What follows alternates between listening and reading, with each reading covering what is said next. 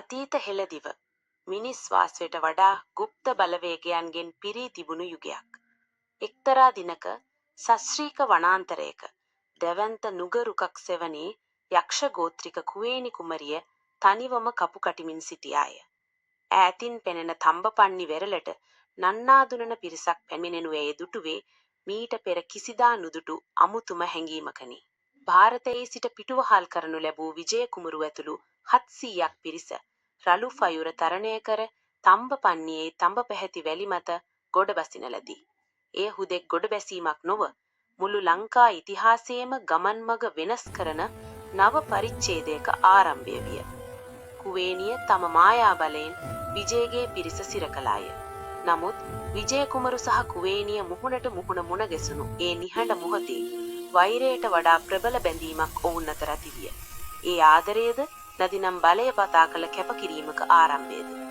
විජය කුමරු කෙරෙහි ඇති වූ අසීමිත ප්‍රේමය නිසා කුවේණිය තීරණාත්මක තීන්දුවක් ගත්තාය.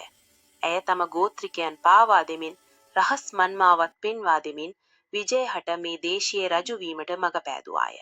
ඇය තම පරම්පරාවට වඩා තම ආදරය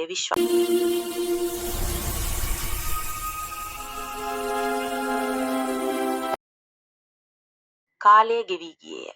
විජය රජු ලෙස ස්ථාවර විය. නමුත් රාජකීය සම්ප්‍රදායන් හමුවේ කුවේණියගේ ආදරය පරාජය විය. අභිෂේක මංගල්‍ය සඳහා ಭಾರತೀයෙන් වෙනත් කුමරියක ගෙන්වාගත් විජය රජු තමාට රාජ්‍ය ලබා දීමට මුල් වූ කුවේණිය සහ ඇගේ දරුවන් දෙදෙනා මාලිගයෙන් නෙරපා හැරීමට නියෝග කළේය. තමා කළ සියලු කැපකිරීම් හමුවේ ලැබුණු ඒ දරුණු පාවාදීම හමුවේ කුවේණියගේ හදවත බිඳී ගියේය. ඇය කෝපයෙන් සහ ශෝකයෙන් රජුට සහ ඔහුගේ පරම්පරාවට ශාප කරමින් තම කුඩා දරුවන් දෙදෙනාගේ දෑත් අල්ලාගෙන අඳුරු වනාන්තරයට පලා ගියාය. ඇගේ කඳුළු මේ පොළවේ තෙවරුණු වේදනාකාරී සලකුණක් විය. අවසානයේ කුවේණියට ශෝකජනක ඉරණමකට මුහුණ දීමට සිදු වුවත් ඇගේ දරුවන් වූ ජීවහත්ත සහ දිසාලා සමනල අඩවියේ ආරක්ෂාව පතා පලා ගිය.